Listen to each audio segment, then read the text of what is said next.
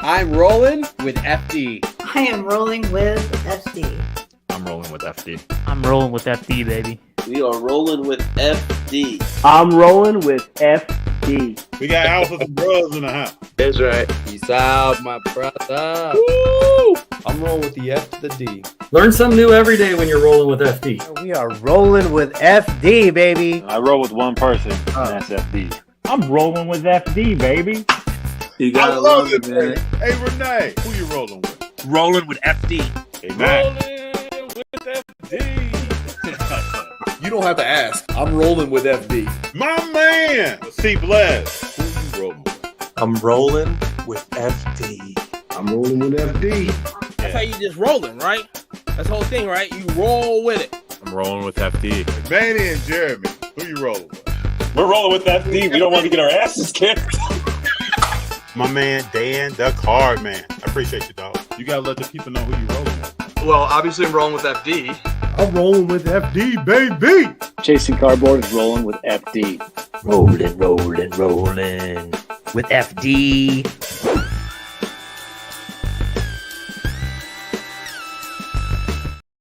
What's up to my people out there? October 10th. This is 10/10, people. We got Monday Night Football on tonight. Got a few things going on. But what's happening with my people out there?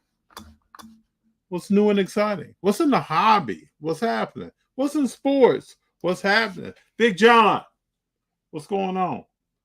What's happening with everyone? If I say Mercury, what do you say? Right? What's going on out there? It's been a minute since I've been here to see how you're doing. How are you doing today? Did you all see the Minnesota Lynx come back and Minnesota Lynx will win the championship? That's what I say. That's what I'm thinking. Right? What's up, Big John? What's going on? The Minnesota Lynx are winning a championship. What do you all think? They got some scrappy players. They have a player that's going to score, rebound, do whatever, and then they got a bunch of people who are about to make you work to beat them. You got to work for it. It's not going to come for you. Now, if Ionescu and if the Liberty does not win a championship this year, what does that say? WNBA also announced we're going to have more games in the playoffs. We're going to have more games in the regular season.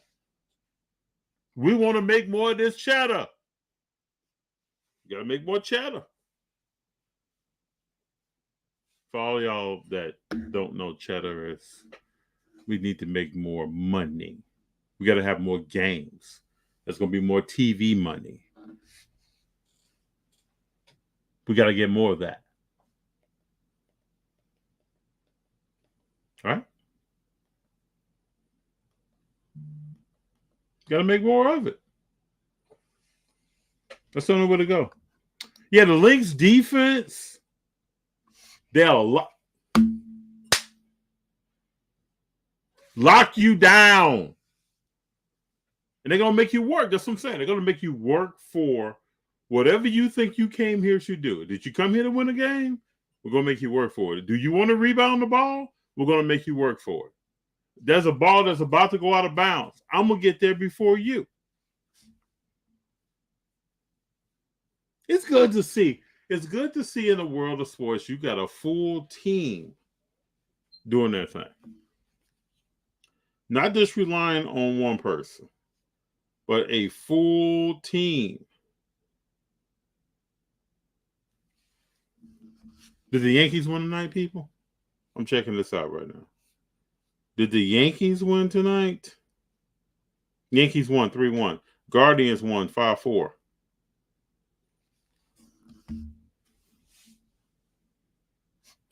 Getting interesting.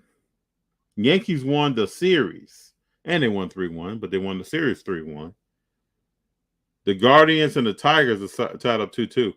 Just like San Diego, and the Dodgers. And then we'll all see what happens tomorrow with the Dodgers and the San Diego game.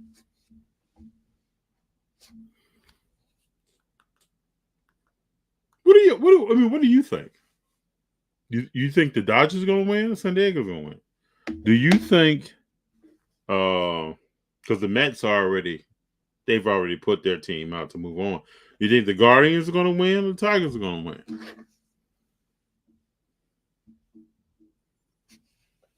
What do you think?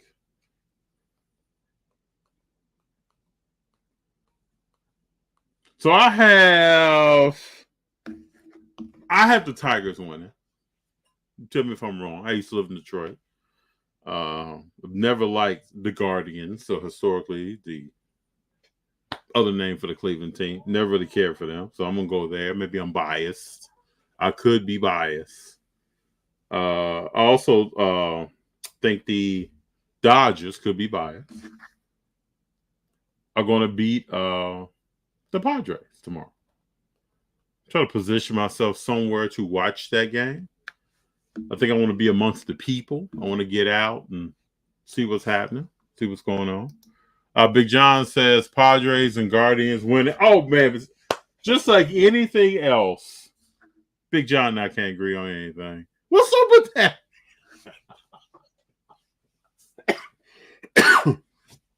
Excuse me. What's up with that, Big John? That's messed up, man. Padres are not winning, bro. It's Ohtani time. It's Mookie Betts time.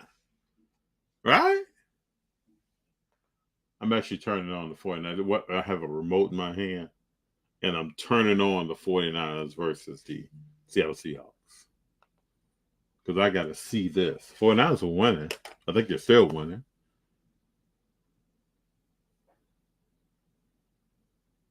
Yeah, this game is basically over, people. 29-17. I thought Seattle would show up more than that. What is Geno Smith doing tonight? Geno, what are you doing?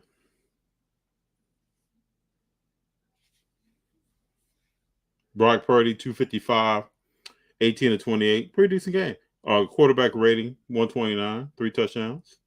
Nice game. Geno, 23 of 37. No touchdowns, 2 interceptions is the problem. 257. But also, man, Seattle can't run the ball. Kenneth Walker III has 14 rushes for 32 yards. That's not going to get it in the NFL. Zach Carbonet, I hope I'm saying that right. Carbonet has 5 rushes for 20 yards. That's not going to cut it in any NFL game. If you can't do more than that, I don't know what we say for you. I don't know what's going down.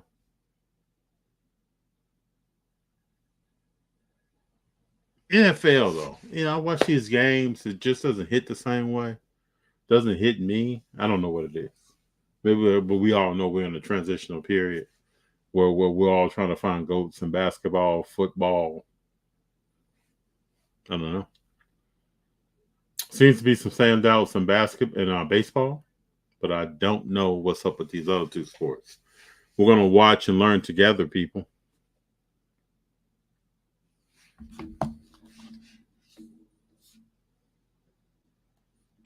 We're going to watch and learn together.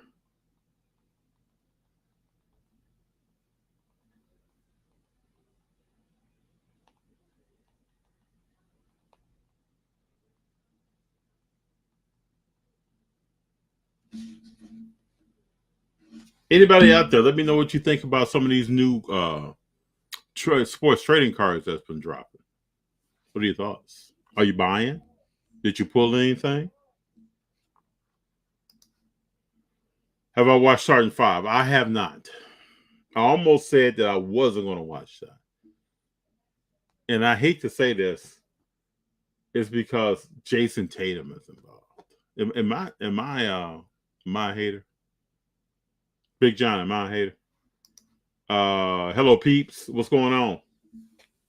The question on the table was, FD, are you watching Starting 5? And I said I was not because Jason Tatum was involved. And then I asked the question, am I a hater? Big John said, yeah. Come on, man. Am I hating? I'm not hating here. Like, Tatum shouldn't be involved in this. This is a part of that. And let me dig a little deeper. So haven't watched it yet because we know Tatum is not on that level, people, but we just keep getting bombarded. In this analogy, this hand is Tatum, and these are my arms. So it's like the scene from Alien where the monster jumps out of somebody's chest and jumps on your face, and then you're done. That's what this is like. Am I being too dramatic? That's what this is like. Tatum's not on this level. This is the poster from Sergeant 5. I could watch a little LeBron.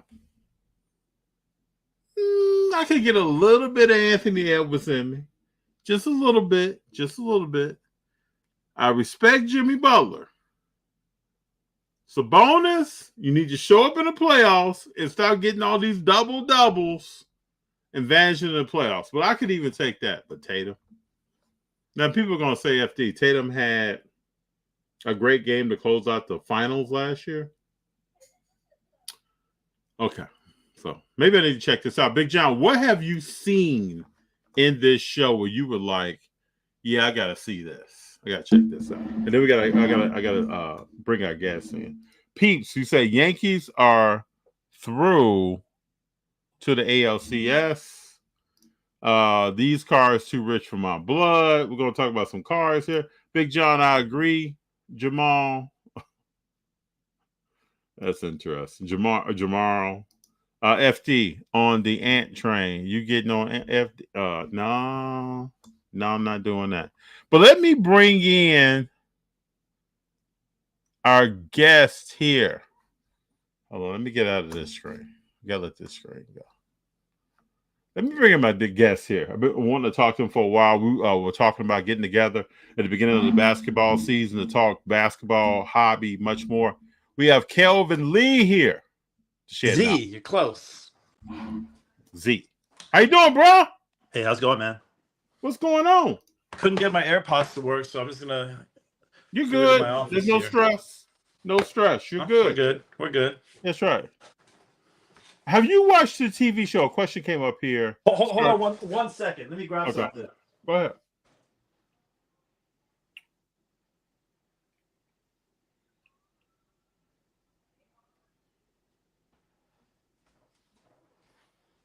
Well, Seattle has scored. Seattle has scored just 24-29.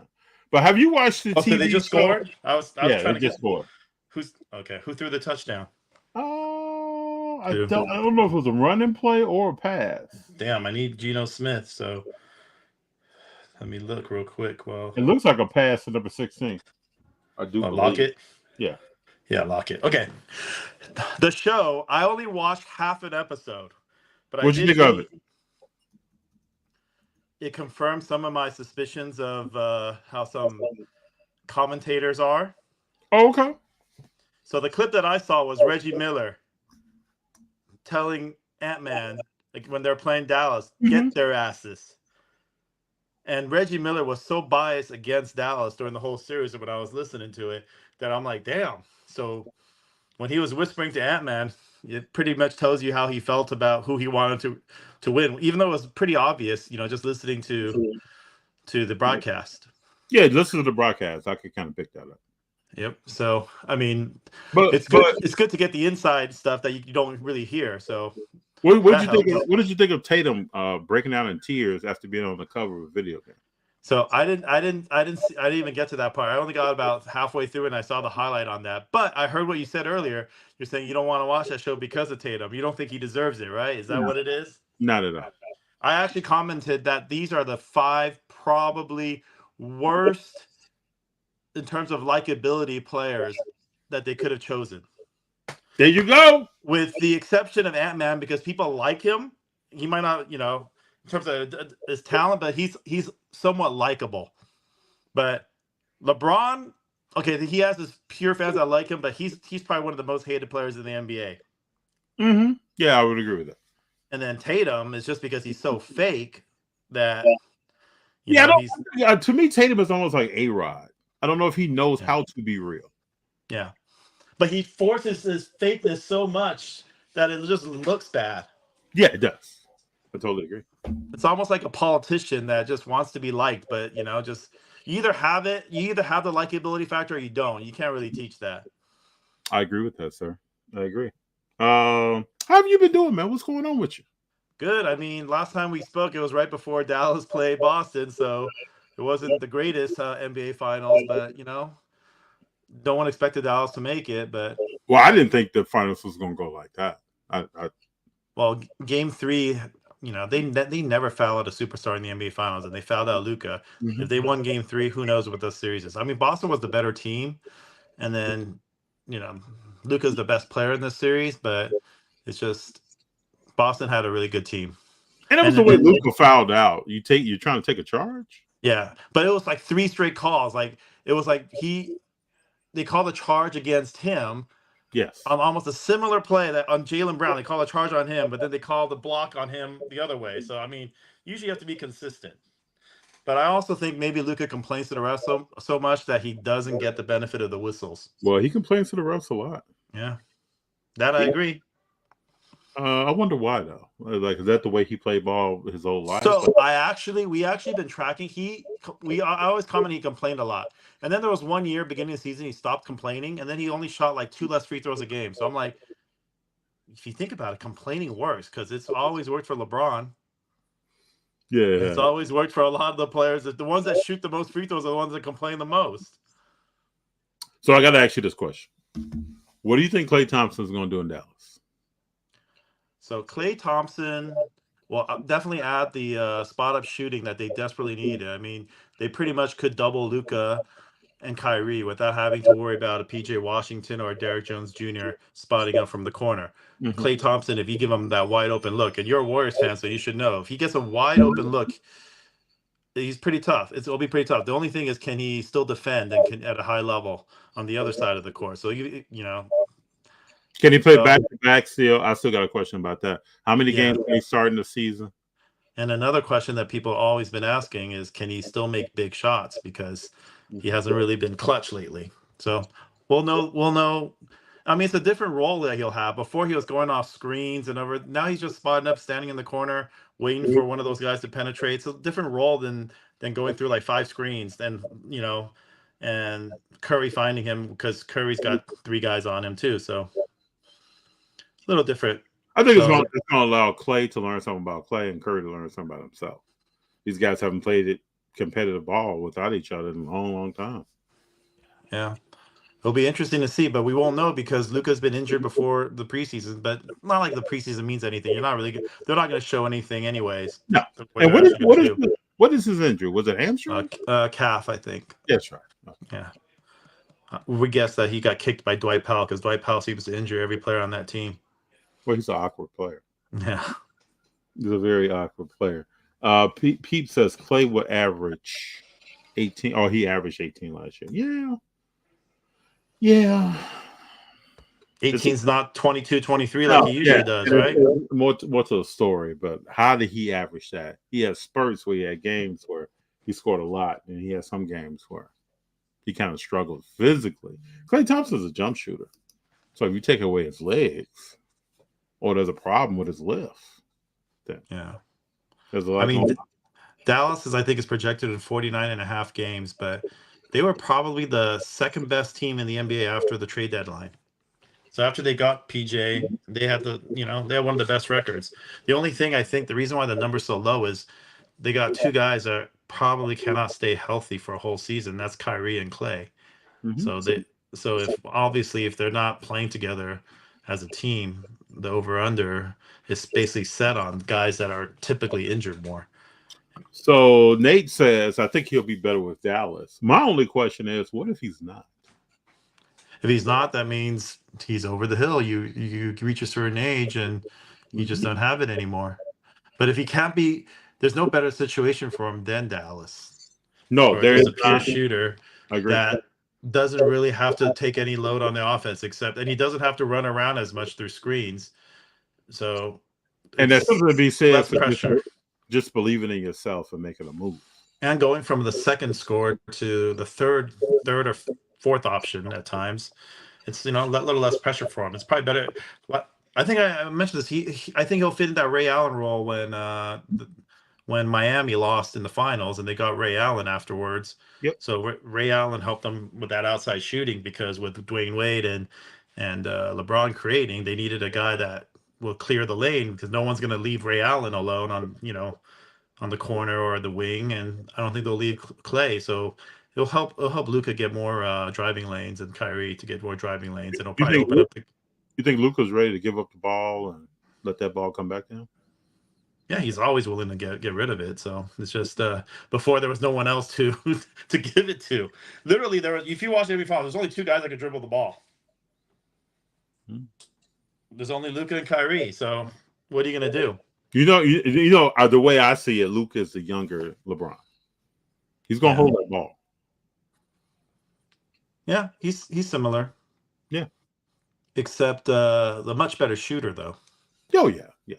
LeBron's a better defender, more athletic, but yeah, they both have pretty good basketball IQ. Mm-hmm. So let me ask you this. Let's jump into some hobby questions. Topps Mercury just came out. It's a product that's high end, for those who don't know, showcasing one person. What do you think about that? I opened one box 2 days ago.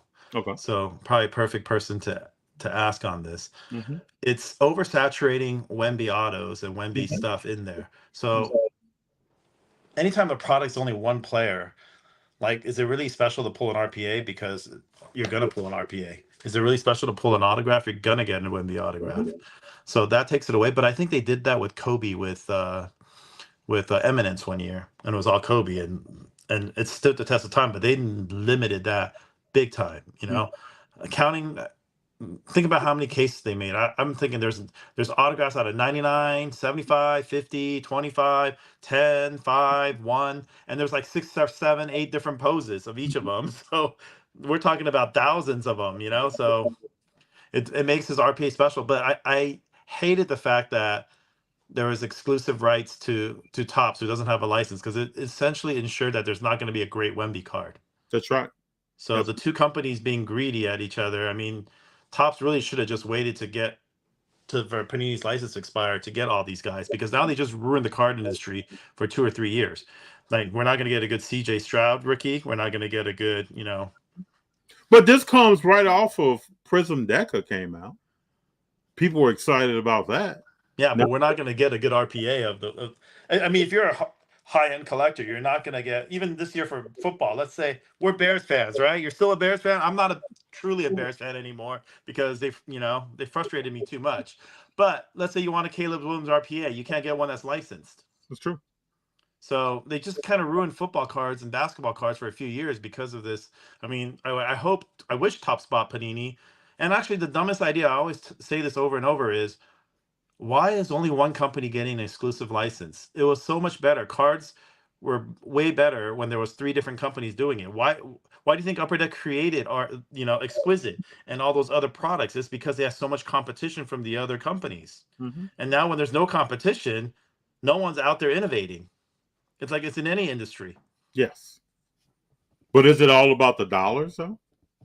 So you won the bid, and now you do this? Yeah. So, but why limit it to one? I mean, that's on the NBA and the NFL and all that. Why limit it to just one company? Can't you do 2? Maybe not do like 5 or 6 like they did before. Maybe 2, 3. But the interesting thing, wasn't 2009 Topps basketball unlicensed?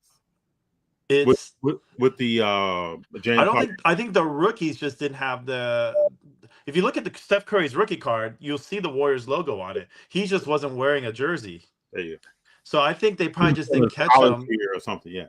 Yeah, because keep in mind, back then, Topps Chrome or even Prism, they actually came out before the season sometimes. So the rookies, I mean, would you rather have the rookie like Wemby in a curtain, behind with a curtain in the background, or do you rather just have him in warm-up jerseys or whatever it is? The question is now, with all this Wemby stuff out here, what are people going to go after? Because simply in the hobby, there's some decision made that these are the cards. Well, back to Mercury. The really, really good thing about Mercury, and a few people are starting to catch on, because when I opened one of them, I actually hit a RPA of Wemby, and I looked at the back, and it said October 25th. They tell you when he wore the jersey, and that's his debut. Yeah. So I think they took his debut game and his 1,000th point game. Make jerseys. Oh, so they actually okay. But the debut jersey actually sold on Sotheby's.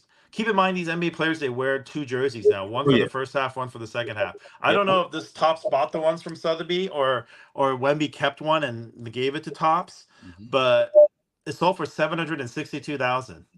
So we're talking about close to it's probably $1 million jersey today, because that sold really early. $1 million jersey into a card. So how many pieces are in there?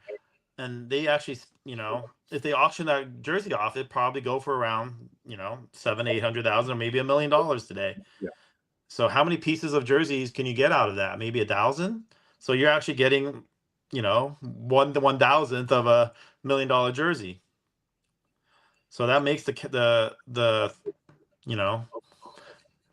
RPA is slightly better, even though it's unlicensed, but. This is a real piece of a game jersey. Yeah, and I wonder, I don't know yet, if there is supposed to be 2 logo mans. I think I saw someone post that there's 2 logo mans. The actual logo man is, so if there's only 2 jerseys they cut up, are we getting a logo man debut on an RPA? That should be worth more than his gold Topps Chrome autograph superfractor, because this is actually an RPA. Both of them are unlicensed, but one has a jersey that's worth $1 million that the best part of the jersey is the logo man.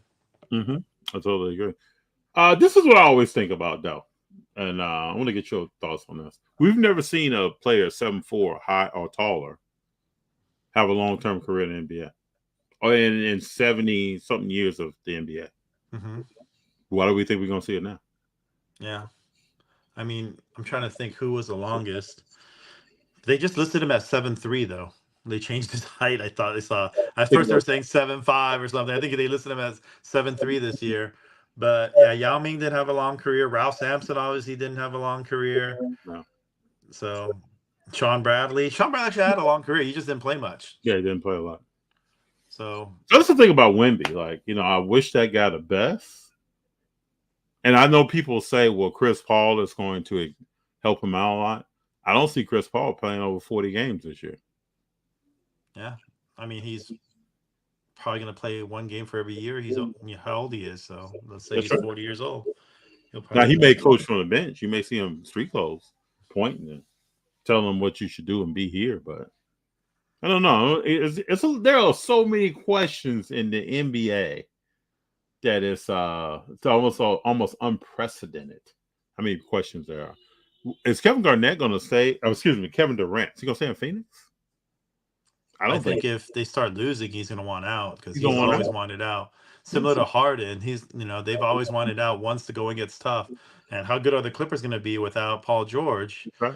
And Kawhi is never going to. I mean, he's still not even practicing. So let's say the Clippers start out 11-30. It's Harden going to want to stick around. And then you look at, they're just going to blow it up. Flip side, you look at Philly. Is Paul George? What is he going to add there? And what happens to Tyrese Maxey now? Does he become the other guard like in Cleveland? Like what's going to happen with this guy? It's going to be interesting to watch and see how these guys play together. Yeah, because Paul George is a player that needs the ball in his hands, and so is Tyrese. And then Embiid, obviously, too. So they have 3 guys that all need the ball in their hands. But you know how I feel about Philly. Embiid he's only as good as the rest let him be, because he was useless in the Olympics because they don't call those damn touch fouls like the NBA does. Yeah. So the Europeans, Euro ball or international ball is like, you're not gonna get rewarded for flopping. And any little contact you go down, they're not gonna call that. They don't care who you are. The NBA is a superstar league that they're gonna give. Okay, he's a superstar. If he gets touched, we're gonna call a foul. So it's a different style. I mean, if you recall, the first half of the NBA, they were calling everything. The scores were 130, 140 a team. Then Luka scored 73, and the NBA got butthurt. Yeah, they started adjusting their call. Yeah, then they adjusted it and they started, the games were lower scoring. And that's when, Embiid he got hurt, but, that's not his style of game. That's not your guy Shea's style of play because he likes to flop too. I think we're going to see something from Shea this year. Shea, it seems like anytime he drives, he seems like someone's like really hurting him by just putting their hand on him. Like, he's always like flailing. So he gets those calls. But he only does it when they're in the bonus. Kind of like what Chris Paul used to do. Smart guy. Yeah. But you get rewarded for faking something, He probably looked over at Luka and said, you know what? This is working for this guy. Yeah. Well, Luka actually doesn't flop as much. He complains a lot, but he doesn't flop as much. Yeah, he doesn't flop. He doesn't pull the volley out. Or LeBron. LeBron flops. Yes. You've seen those viral photos or videos of him just getting barely touched, and he's like, actually, some of them he's not even touched, and he's falling. Well, like tonight, he gets his shot blocked by Giannis, and he's complaining to the ref, and he gets all ball, huh? Oh, JJ Redick. What do you see that guy? You think that guy can make it through one season? I think JJ thinks he's smarter than he really is in terms of analytics and basketball. He just likes to talk like he knows what he's talking about, but in reality, some of the stuff he's saying doesn't really make analytical sense. But it seems like he's smart, but because he's using these big words. But I don't know if he's. Plus, it doesn't really matter. Is he a good coach or not? That's the question. A lot of coaching is not up to. It's not knowing these. You hire other people to do all that stuff. It's motivation. It's getting your team. It's selecting, who to. It's putting the right lineup in, putting the right 5 people on the court at the most, important times. That's why I hated Jason Kidd. You know why Dallas lost? When Luka fouled out, that's one thing. He put in Tim Hardaway Jr., who's the worst basketball player in the world. Mm-hmm. Not Dante Exum, not whoever else. He got out coached. Jaden Hardy. He put in Tim Hardaway Jr., who was god awful. So it's a lot of his coaching. I mean, I know you guys over there. There's a lot of Warrior fans that always complain about Steve Kerr, but he's won 4 rings. Give him a little benefit of the doubt. Yeah, but Steve Kerr is like most coaches, right? He runs one style and he does one thing, and he's benefited off of having the best backcourt in NBA history. And, well, you don't think all the coaches that won a lot benefit from? I mean, Phil Jackson didn't benefit from having the best player in history. Greg Popovich didn't benefit from having the best power forward in history. Yeah, but the San Antonio that won early championships and the San Antonio that won with Kawhi, totally different teams. But they had the same the same 3 core players without not including Kawhi, but with Parker, Ginobili, and Duncan. Yeah, but the priority switched. Yeah. With Steve Kerr, you better be a guard, or you're not. This is not happening here. Although I've seen versus the Warriors team from 10 years ago, Draymond handles the ball a lot more. Mm-hmm. But back then they had other people handling the ball. They had Livingston too. Yeah. So even Iggy, one small forward to a power forward handling the ball. But in that system, these guards are not handling the ball; they're shooting the ball. Yeah. So this is why you draft a Wiseman. You pick up some other players. They come in, they have to do less than what they're capable of doing. You got to set screens and pick and rolls and things like that, or you won't be here. Well, the problem with the Warriors is they don't know how to blend the old and the new. So, and that's always tough. It's always like some coaches, it's easier just to scrap the old and just go with the young lineup. But you don't want to do that to a player that meant so much to your franchise. But in that system, the old is the guard that you've been leaning on for the last 12 years. But yeah, it's hard to play. I mean, if you look at the Bulls teams, there's when they won the titles, they're not bringing in new young guys to fill important roles. It's always. Well, I think Scotty and Mike wasn't about that at all. They're not running. But they brought in a Rodman. They ain't bringing in a young power forward to go play with them. So it's hard to fit Kuminga and Moody and all those young guys in there because they had some good draft picks during those years. But they came out the other night and hit 28 threes. So. Yeah, well, I think Buddy Hield hit a bunch of them, right? He had 6 or 7 of them, but Buddy Hield is the biggest hot cold guy you'll ever see. Mm-hmm. He'll either go 7 for 8 or he'll go 0 for 8. Yes, there's nothing in between. He'll find a way to get injured. Yeah, and he doesn't play a lick of defense anymore. No. So these go back to Clay. these are the things that Prime Clay gave you 3 and D. They're not going to see that from these players that they brought in. Anthony Melton and all that. They're not going to see that. So we'll see when the regular season starts. What I'm in fear of is Curry going off ball and getting hurt. Yeah. He's probably. I saw him do more cutting in the game 2 nights ago than I've seen him do in a while. What do you think the Warriors are going to do this year in terms of make the playoffs as a low end seed or high end seed? I hope 6 or 7 seed. I don't. So you're hoping for a bottom seed. I'm hoping. I don't see a top. So you think they're in the play-in is what your goal is, and to hope to get in through the play-in. Yes, I'm realistic. I don't see a team that they got to show me with these additional pieces what they can do with that. That's why it's so much easier in the East and the West. If you think about the West, there's like 13 good teams out of 15. When I say good, like San Antonio Spurs could be in the playoff contention. Houston Rockets are in the playoff contention. And then those are teams that didn't even make the playoffs. And let's not forget Memphis. Ja is back. So those 4 teams that weren't even in the top 10, they were 11 through 14. Mm-hmm. What do you think, Ja? What do you think Ja's going to do? I don't see much. What do you think he's going to do? I mean, it wasn't like a big injury to come back from. So, I mean, well, before he left, how many points a game was he scoring? I don't know. I think that the best year he had was 25, 26. Mm-hmm. So I just don't see much from that guy. We'll see. And I don't think Eddie is going to do what people think Eddie is going to do. Well, I don't even think he's going to start because. No. Imagine him trying to guard a center that can shoot or get switched off a pick and roll. Yeah, and I don't see him keeping the pace up with that team. That team is moving. But I think that they're just putting him in for the second unit and playing 10, 15 minutes a game. That's right. Yeah, absolutely. So right. I mean, against a backup center, he could be effective in the post. We shall see. We shall see. Yeah. What else I want to ask you here? What do you think of Bronny?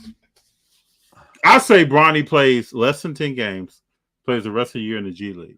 You let me know. Well, aren't there rumors that they're going to play him the first game with LeBron at the same time just to get that? Yeah.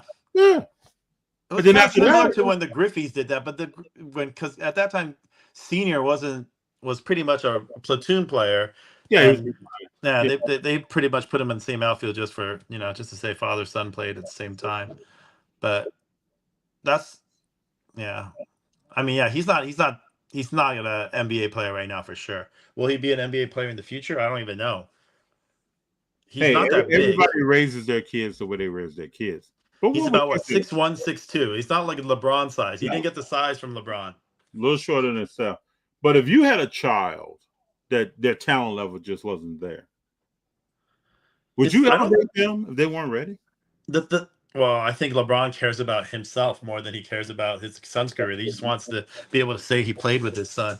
But it's hard. I was just talking about this with my brother yesterday. I was like, can you name one good NBA player that's father was actually a very good player? Most of them their father wasn't good. Like the Michael Thompson was a role player. Del Curry was a role player. There's no superstar. There's only one exception, but do you really count the 60s like Rick Barry? Rick Barry was the only one that had a son make the NBA. Yeah, but his son wasn't that great. But I'm just saying the father being good and the son making the NBA. Like Jordan, most of the good NBA players that had fathers in the league, they were just role players. True. So the reason why I'm saying that is they were too spoiled. If you're a superstar, the reason why I say Rick Barry's an exception is they weren't making much money back then. Bronny's been living a lifestyle of, an easy lifestyle. You don't have the work ethic. You don't have, you don't.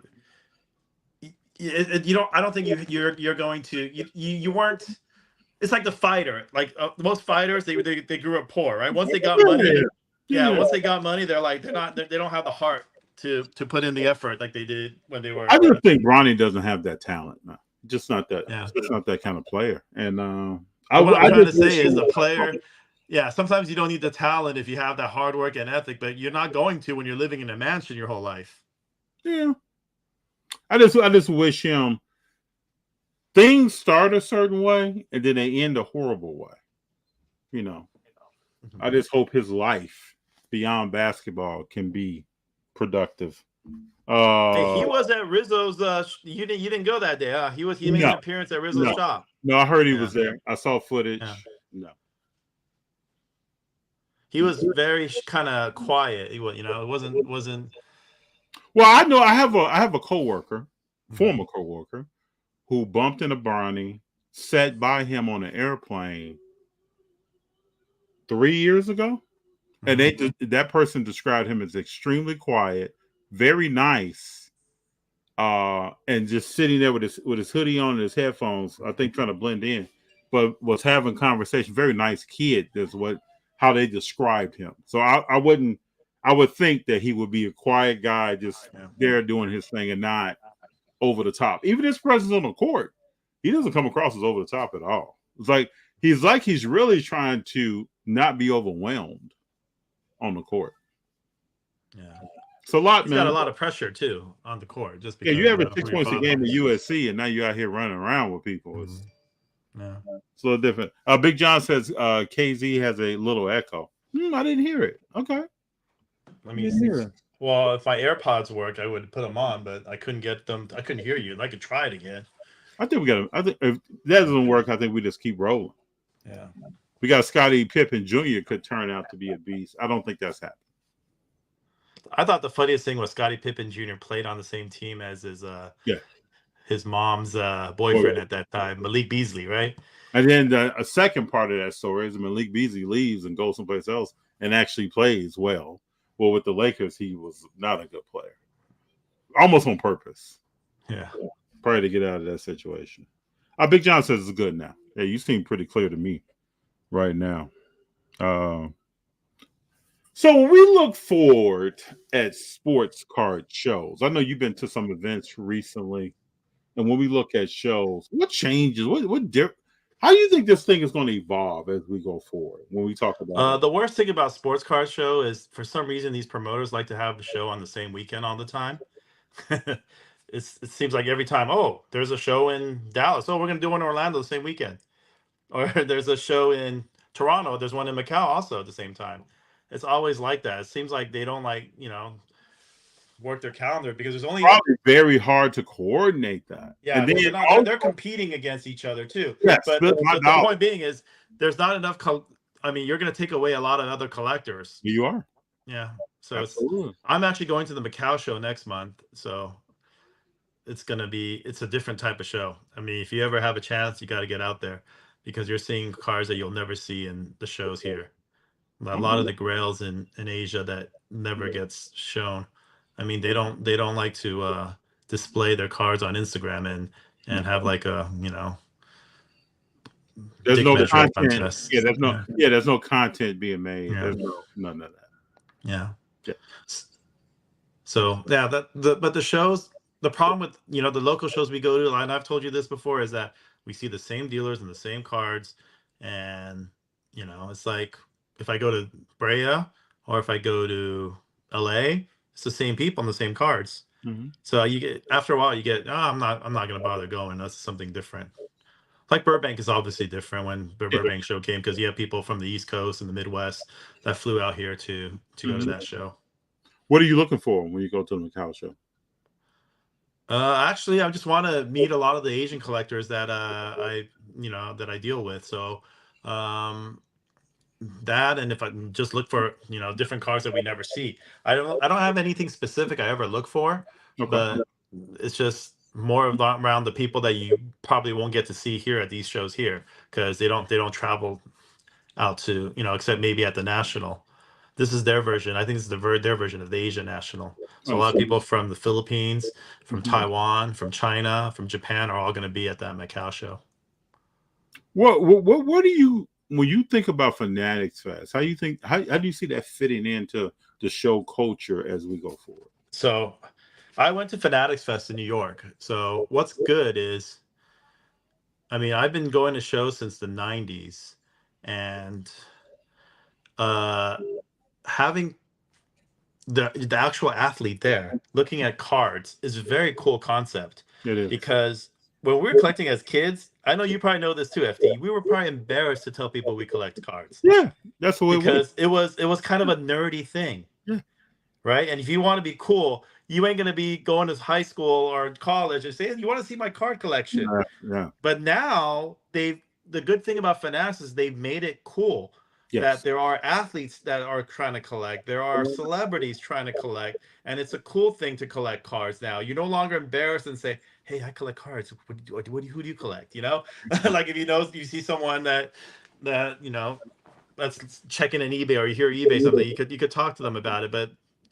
But for most part, it's a stigma of kind of like nerdy thing to do. But now it's cool. So that's what Fanatics did out of it. So hopefully they can grow the hobby. But there's a lot of stuff in the direction that just feels like they're leaving no room. Like I mentioned to you before in the last one, they're leaving no room for the collectors and the flippers and the other ones that's actually growing, trying to spend money in the hobby to make money anymore because they want to take most of the pie. That's the issue I have with it. Like a lot of these, like I'll give you like an example would be like the product that just came out, Mercury, at 8,000 a pop. 8 cards. Panini used to be able to. So Panini's done the same thing the past 4 years. So it's like you used to be able to buy that, let's say National Treasures, and the price is going to be like 2,000, 1,000 or 2,000 a box, and you could flip it for 4,000. They're starting it at 8,000 to you know to shops or whatever. Yeah. So you can flip it for 8,500. So you're trying to make 500, or let's say you flip it for $9,000. The margins are so thin. But what if someone hits the big chase card right away? Those shop owners are going to take, and breakers are going to take huge losses. And if there's less and less of them out there, that's going to actually shrink the hobby because Fanatics is taking up all the money. And we've seen some of these big chase cards being hit early. Yeah. Day of release, day after release. And so that leaves you, well, what do you do with the rest of this product? Although we still haven't seen the triple auto yet, have we? No, yeah. There are exceptions. Maybe it's sitting in someone's desk over at Fanatics and they're just waiting for it to release it somewhere, but I don't know. There's also rumors that it's been hit. 2 things I want to talk to you about. Dallas. There was a large theft at Dallas. We've heard nothing else about that. Yeah, so I actually spoke to Ashley, and I think he's still trying to work out stuff to find it. But yeah, there's really nothing going on. I don't think they care. I don't think the authorities care that there's theft. And the package that happened to us, I had a pack. We got a question here. Machado says, what's up with the FedEx guys, the UPS guys taking cards out of packages? And how do they know? Sorry to hear, brother. Hope you find these crooks. So I'll explain to you guys so everyone knows exactly what happened. Most people think, oh, you bought these cards. Why didn't you just fly and get it? I didn't buy these cards. Jeff is a friend of mine, and he wanted to send these to me to first get graded in terms of, if you notice, 5 of those cards were BGS 95 True Gems. So he's like, hey, can you drop these off? Because he knows I live 5 minutes from PSA. See if you can get these cross over. And if they won't cross over, I mean, they do cross over, I might be selling these, you know, send these for consignment.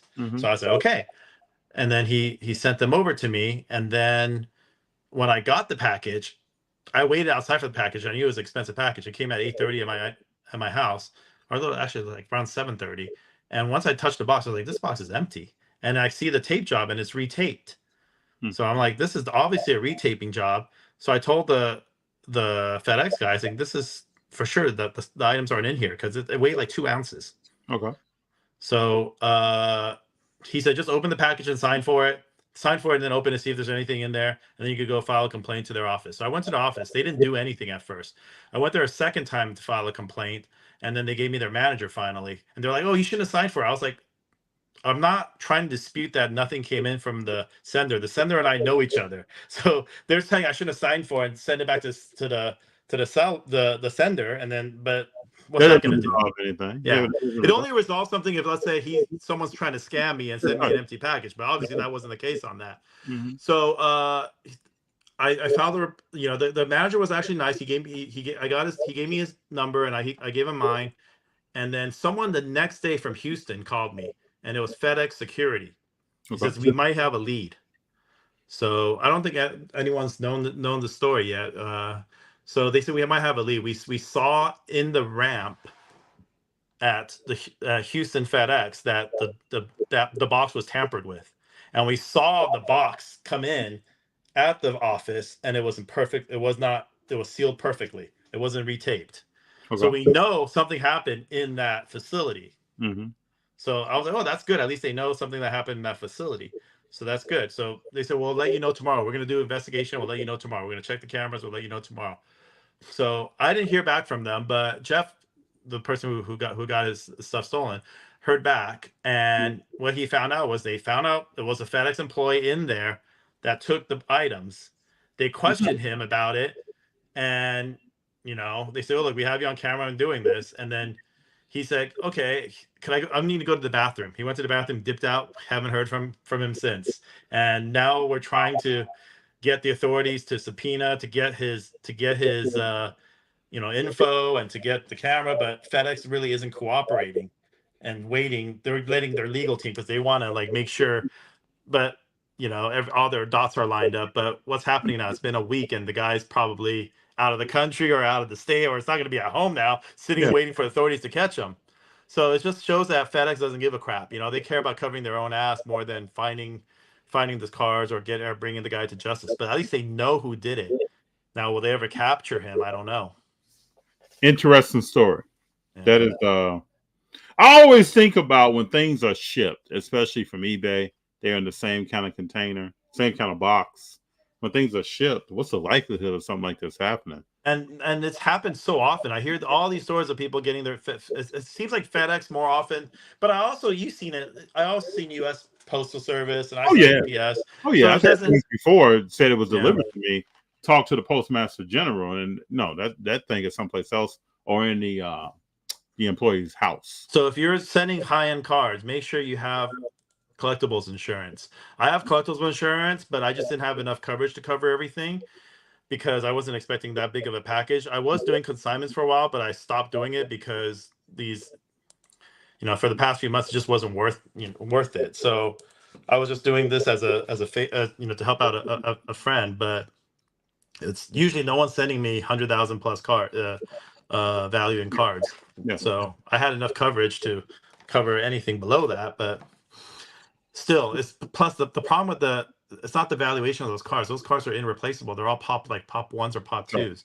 They're Otanis with True Gem Plus on this one. So it's stuff that you can't even just replace and buy.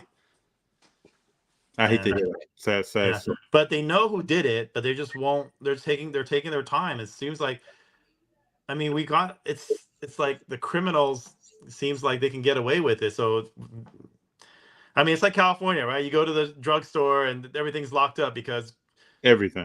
Yeah, because whoever steals doesn't ever get prosecuted. Baby formula is locked up. Yeah. Well, especially in your area. Orange County is a little bit better than LA, right? So, but you're in the valley. I don't live in LA proper, but still locked up. Yeah. Let me ask you a question here. We think about Shohei Ohtani, kind of season he had, what he's done, 2-time MVP in the American League, soon to be National League MVP, in the playoffs right now. If they can win a World Series. Yeah, let's see if they play another. Tomorrow could be their last game in the playoffs too. Could be. So Shohei, go ahead. He had a historic season, obviously, but I do see a lot of people posting out, oh, that would have been like Barry Bonds' 7th best season, right? Like, because of analytics in terms of numbers. Numbers today, especially stolen bases, don't mean as much as it meant 3 years ago. Let's say not to mention 10 years ago, 20 years ago. They made it way too easy because of the pitch clock, because of how many times you could throw to first, because of the big, huge gloves that they have that, gives them an extra few inches in terms of reaching for the base, and the bases are bigger now. So that's another few inches there. So those bang bang plays are no longer close because of those situations. So it's much easier to steal bases. I think the percentage shot up, very big. So just like time. Yeah. So, but the home runs don't change. He still hit 54 home runs. That's right. So maybe he wouldn't have stolen 59 bases. He might have stolen 39 bases if there were new rules. But it's still a great season considering people forget he can still pitch next year. Yeah. So, what he's doing makes him the best player in baseball when you combine the two. If you just take his hitting side, he's probably top 3 or 4. Yeah, he's definitely right around what Judge is doing. Yeah, right around where Judge. And then there's other players that are actually ranked that are ranked just as high or higher because they play defense. But Ohtani could play defense if he could throw, because this is the elbow issue. But he's probably a better outfielder than Judge would be, because he has a much better arm, obviously. You think he'll have respect long term when you look at baseball players by the time at the end of his career? Or you think questions will come up? It's difficult because after this season, like, do we really need him to pitch? I wish he picked one side or the other, personally. I thought the same thing for Bo Jackson playing baseball or football. Yeah. I wish Ohtani would just hit. Because if he pitches, he's not going to go try and steal 60 bases like he did this year, because they want to protect him from getting injured from sliding and hurting his shoulder from sliding and doing all this other stuff.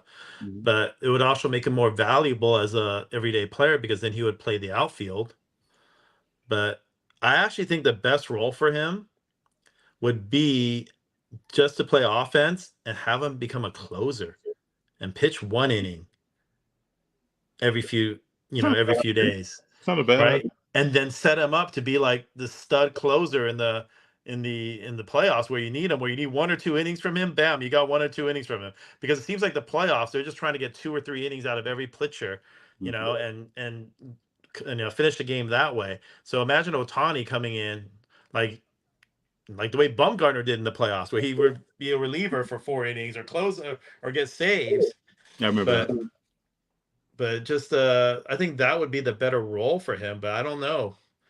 He might want to just. Some people are just creatures of habits. And I'm a starting pitcher and I only want to start. Something tells me he wants to pitch because this year he had several throwing sessions before. Yeah. Well, if you think about it, in Japan, he was the one that came in as a reliever, as a closer, and he was hitting. And he's the one that closed that series by striking out Trout. Yeah. So I think that's a more valuable role for him, especially with the Dodgers, because you know that you don't need 35 starts from him to make the playoffs. The Dodgers are going to make the playoffs every year, regardless. True. You think Freddie Freeman is gone for the playoffs? Or you think he'll be back? I mean, it's just an ankle injury, right? And Freddie, no one's counting on Freddie to run, or if he's playing first base. So hopefully, I mean, most ankle injuries are a week or 2. So if they win, they got another few days off. I'm thinking he should be ready, but it's baseball, next man up, right? True. What do you think of hobby content? Are you looking at some things? It feels like to me, its content has evolved in the last 6 to 9 months. I'm very negative when it comes to hobby content, because it seems like it's just they just want attention for themselves instead of actually. I mean, how many people are actually doing content for the hobby or for cards? They just want attention. Like, look at me, look what I have. There are a few exceptions. Like, I love Mark's stuff because he tries to Ultimate Pastime, where he just tries even though he faces in a lot of his own content, but he's there trying to show you, I'm at this show. Yes. I'm at this show. Yes. Look at these cards. Yes. Whereas it's more like, I just want to have people view shit and talk about me. Mm-hmm. And you know who I'm not going to name any names, but you know who I'm talking. You know who I'm talking about. Oh, yeah. Yeah, no, exactly what you're talking about. I watch where they want attention for themselves. Yeah. Not for I watch content still on a consistent basis. I usually skim stuff just to see what are people talking about, what kind of cars are they buying and selling, what's the tone here. I look at all that. Yeah, you don't have to name any. I like your content in one thing. You post every time Ohtani hit a home run, I was like, damn, FD posted he hit a home run. I didn't know that. Then I would know he hit a home run. So Thank you. Yes. So you were up to date. Like every time he stole a base, you would post it. Yes, sir. I was tracking the man Ohtani. Yes. Yeah, that was good. I mean, and even in this playoffs, I try to stay on top of every game on what's happening. But I appreciate that. I'm a sports fan. The first thing about me I would want people to know is that I love watching sports. This is not for play. But you get what I'm saying? Your content is about the sport, or about cards. It isn't about what am I gonna do? No. And then, to tell you the truth, Kelvin, there are things that I buy that we never make content about. I'll walk into shows and look at stuff and probably have some conversation. Sometimes we record it, sometimes we don't. It's just about I just enjoy being out and talking to people and fun picking people's brains on what they're thinking. By the way, you asked me earlier, what did I buy? I just got this card in the mail today or yesterday. Fun, fabulous card. That's a fabulous card, man. Tracked that thing for years. Great card, man. So that's the card that I just bought. I don't think I have anything else recent. These are some of other people's cards, but yeah. I mean, so what's your philosophy so we can share with people? When you pick something up like that, is that a short-term, long-term hold? What do you think about when you look at the only reason I bought this card is I noticed I don't own any Ohtani cards, and I was like, I need one. Okay. And then another reason I bought this, I was like, this is a True Gem Plus. Yes. So I hate BGS holders. So let's say I would try to cross this to a PSA 10. True Gem Pluses are, from my experience, about 50-50 shot. Maybe a little bit under 50-50. Some depends on the card. A more modern card like this is probably 50-50. A more, if we're talking about a paper card or something that's it's a little older, it's probably like 20% chance it would even think about crossing. So getting it in a PSA 10 holder would just increase the value like 2 or 3, 20-30% at least. So because it's a True Gem Plus, you have to pay True Gem Plus there. But then once I get in a PSA 10 holder, I can hold on to it for a while because as part of my PC. And then look, I already gained some value. I mean, I didn't, and then if I do want, and there are cards like I'm not those type of collectors that I will never sell anything. If this goes up, I'm going to sell it, I'll replace it with something else. It's not like I'm selling it to go, go on a private jet or do whatever like that. I'm selling this card because I'm going to buy, I want to buy another card or something different. And I've kind of changed my philosophy on that. When we first started content, I didn't sell too much. Now I'm definitely trying to move something to improve my PC. Yeah. I've changed back and forth on my. I used to collect a lot of 86, 87 Fleer, and at one point I got all the PSA 10s of the main Hall of Famers, right, in that set. And then one day I said, "Damn, it was after the Jordan." I already forgot the name of it. Last Dance. It was right after Last Dance when everything went up. So I'm like, "Damn, I'm gonna sell all these because." Let's say a Barkley rookie, I paid like $600 for it, and at that time it was like $5,000. Like, damn. Of course, it hit like $12,000 at one point, but I was like $5,000. I just 10x my money. How do I not sell that?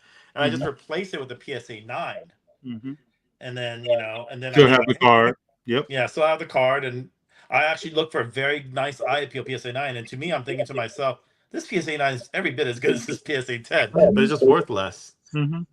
So and then. I went right back to it when the car started going back down. I started buying it and replacing it and changed it back to PSA 10s. The only one I don't have right now is a Jordan. I already downgraded the Jordan to a 9. But great card. The only reason on the Jordan is just because I don't want to hold too valuable of a card because one day things are going to go crashing down, and I think cards will crash before stocks or anything else. So, but I'm kind of just for everybody out there, when you talk to a person that purchases high end. What Kelvin is saying right now is the risk you take by carrying that large card. What happens to the value of it over time? A lot of times people think cards just go up. Cards also can settle and come down to a certain other level. And then you're thinking about opportunity costs and a whole bunch of stuff is going through your mind. I've only bought a few cards that I've thought like that on, and I can appreciate someone having a lot of people don't hear that conversation, man. They don't hear that mindset when you think about a card or what you're buying. I think my boundary is 6. If it gets over 6 figures, I probably don't want to hold it because a 6-figure card. Let's just say the Jordan rookie. That was $500,000 at one point, and then it hit down to like 150, 130.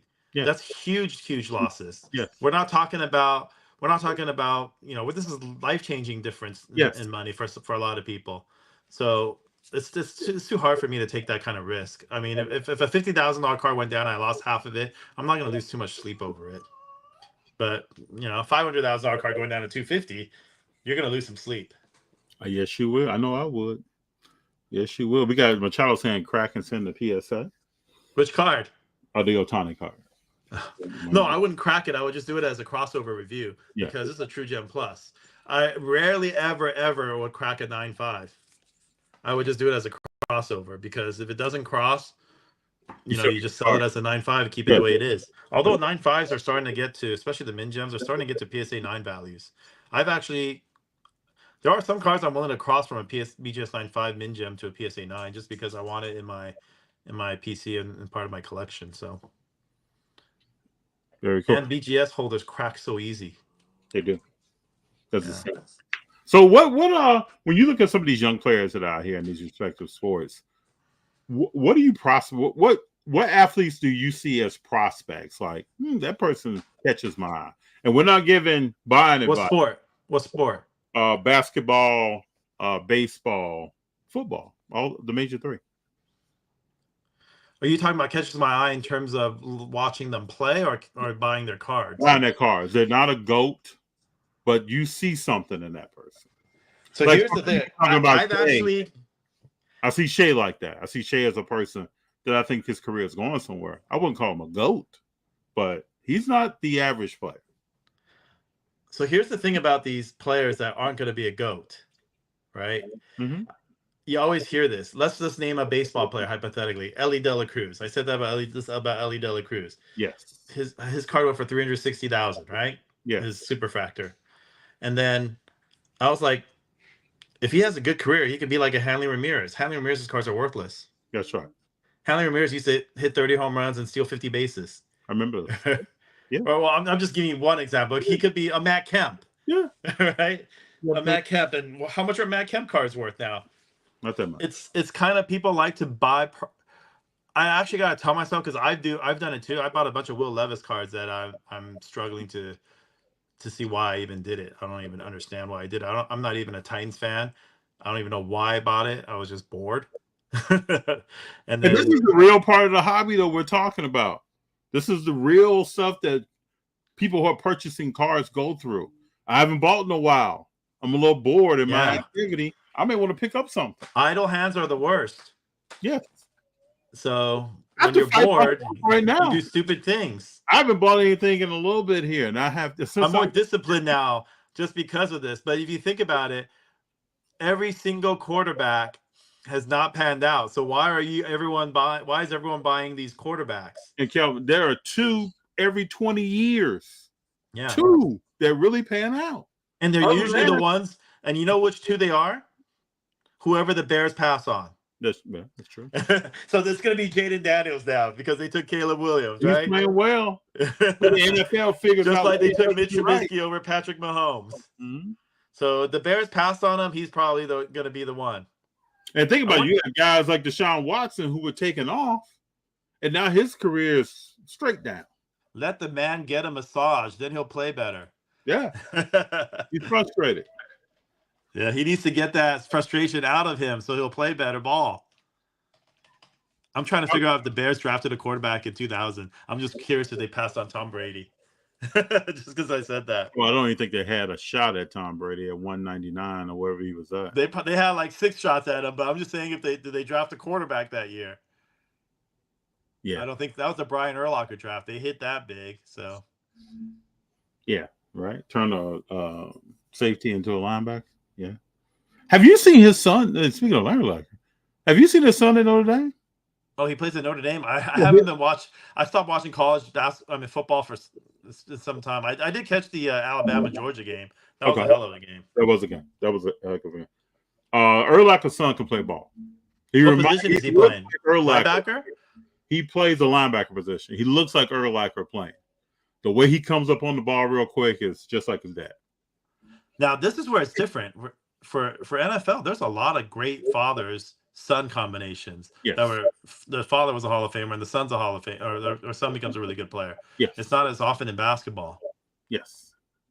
Very true. So that's probably just pure genes because you have to be a certain size to play certain, to play football. Like a lot of them are like, oh, my dad's a offensive tackle. I'm an offensive tackle. Mm-hmm.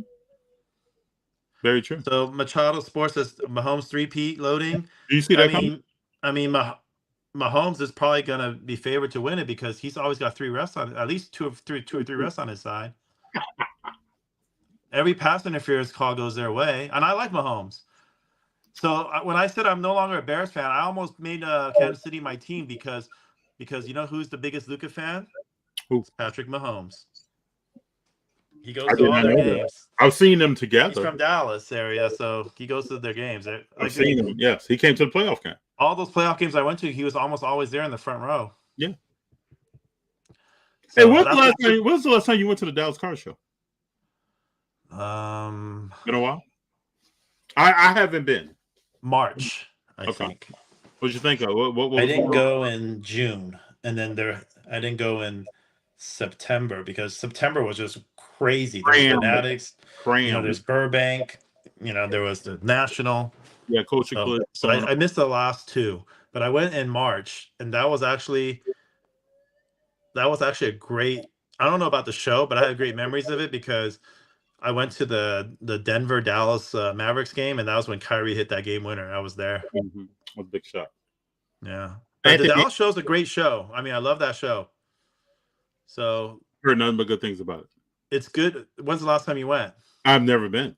Oh, you got to go. Let me know next time when you want to go. I'll, All right. take you around. Okay, I always go there for two things. Okay, three things. Barbecue, but I'm getting tired of the barbecue. Okay, and then I go for Andy's custard. We're talking about food now. I've heard of Andy's. And custard. Dallas has the best fried chicken I've ever had. It's a place called Mike's Chicken. It's owned by a couple, I think, a Vietnamese family, but they Now, I'm make gonna the tell you best this. fried chicken. I'm gonna tell you this. I'll still roll with you, but I don't eat meat. Are you vegan or vegetarian? I'm pescatarian. Pescatarian. So do you like sushi? Yes. Okay. Next time in LA, next time you come down to OC, let's get some sushi then. Okay. But yeah, then how are you gonna eat fried chicken or barbecue? It's I have to impossible. I have to You live eat the like sides?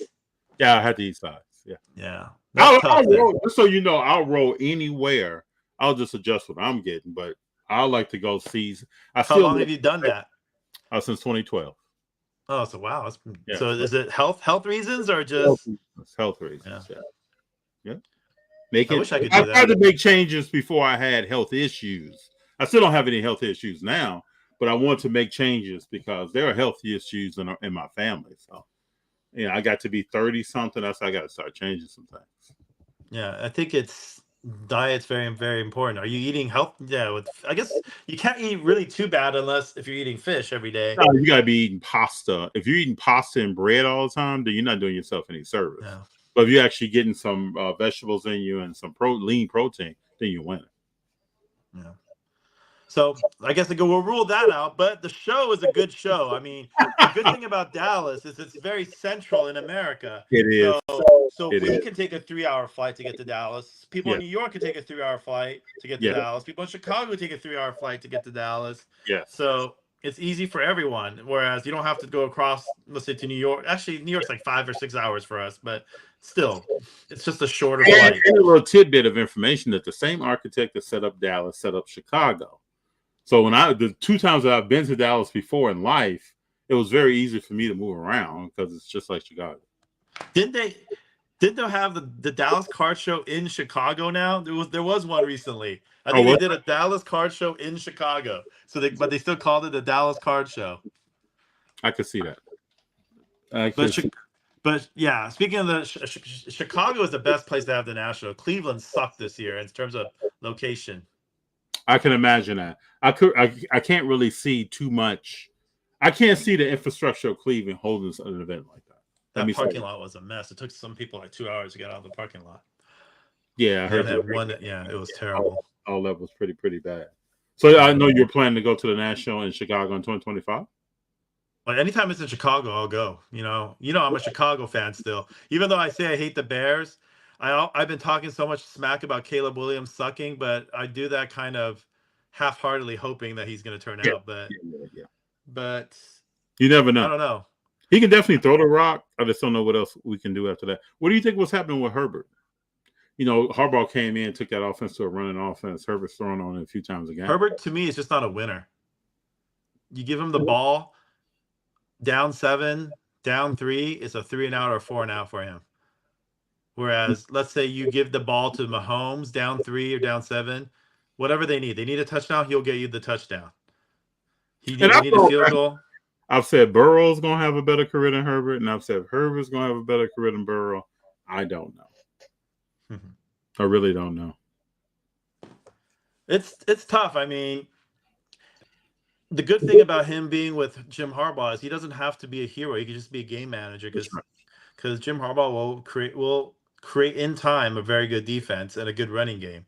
Because that's just his style. That's what his father was about. That's what his brother emphasized in Baltimore when he first got there. I mean, Colin Kaepernick took them to the Super Bowl.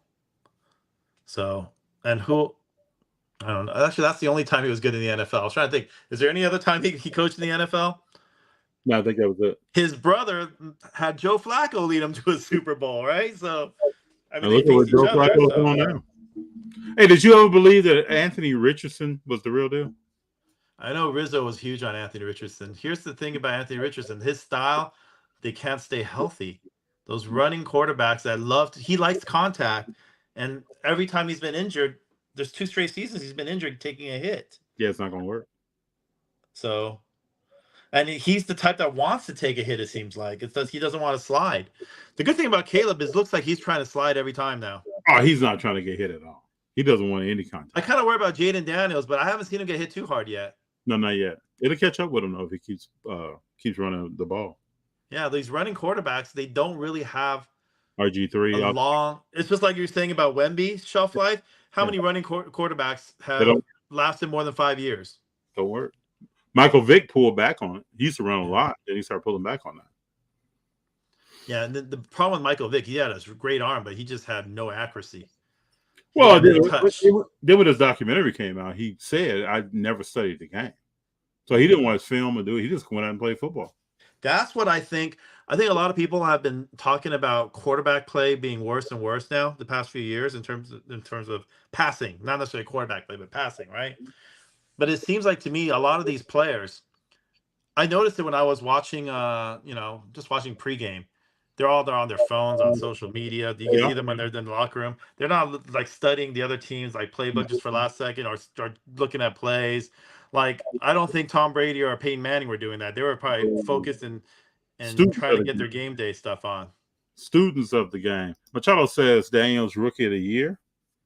Some people. Well, it doesn't look like he has much competition right now, right? Some people are starting to say MVP. I don't see that. MVP is going to be hard for a rookie, but this is if there's any year you could do it, this could be the year because there's really no one that's standing out right now. Not really. Did San Fran hold on to that game 29-24? Yeah, they won. Good. From what I saw, let me confirm. Oh, 36-24. They scored another touchdown at the end. Yeah, 36-24. Okay, that's good. Hey, who do you see winning the Super Bowl?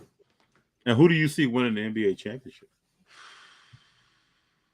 Super Bowl is very, very tough. Very. I mean, it's hard not to say KC. I mean, if you asked me 2 weeks ago, Buffalo looked good, but now they've fallen apart. You know, I don't think fall apart. You know that. Josh Allen. He's another guy. He's another guy that never gets hurt, but he runs a lot too.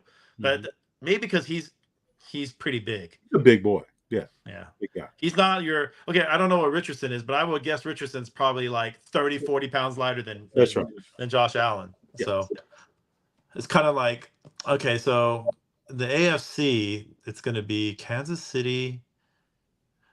You and I. Okay, you actually like Lamar, but he doesn't win in the playoffs. He doesn't. I like him a lot. He frustrates me because he makes certain plays that will lose you a game. Now he has a great running back. Will he lead? Last week he lost them the game. Yeah. But the stupid Cincinnati coach goes, "Oh yeah, all I have to do is just run it 3 times and kick a 52-yarder." That's right. 52 yards, 80%. There's 0% of fumbling if we just run it down the middle, and Cincinnati definitely should have won that game after Lamar choked it away for a little bit.